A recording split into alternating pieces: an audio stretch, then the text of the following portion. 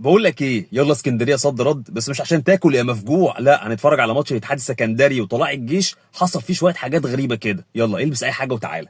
السكندري ببطولة السوبر المصري البحريني بعد ما فاز أبطال السوبر المصري نادي الاتحاد السكندري على المنامة البحريني 77-63.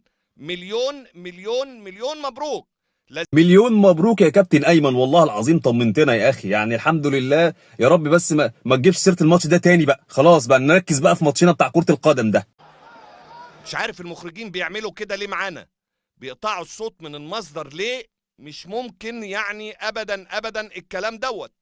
هيقطع عنك الصوت ليه يا كابتن ايمن؟ يعني هو سر حربي ولا حاجه؟ مفيش حاجه، الجماهير بتشتم فقطعنا الصوت بس شويه عشان ما نسمعش احنا واحنا قاعدين في البيت. 10/10 الصبحي سليمان اتخبط في اللقطة اللي فاتت ديت لأنها عايزة جرأة وجسارة، لكن سلامات سلامات.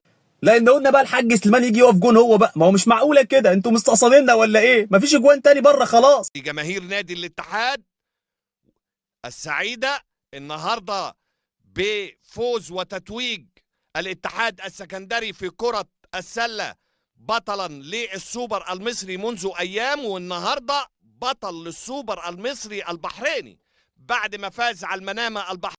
يا كابتن ايمن خلاص بقى يا كابتن ايمن، ما هو السوبر الاسباني، ما خلاص يا كابتن، يا سوبر سله بين الاتحاد السكندري والمنامه البحريني، يعني ايه المهم في كده؟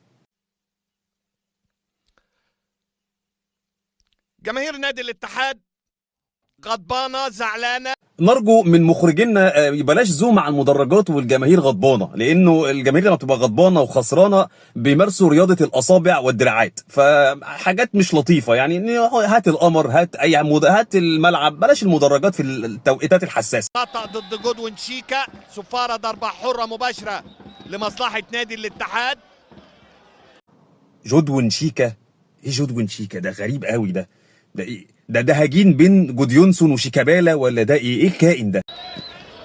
هيزعل جماهير نادي الاتحاد، لكن النهارده ملوك السله اسعدونا ببطوله السوبر المصري البحريني. يا كابتن ايمن عليا النعمه، ما في حد متابع الماتش ده غيرك انت واتنين في البحرين وواحد في قطر، حرام بقى ارحمنا.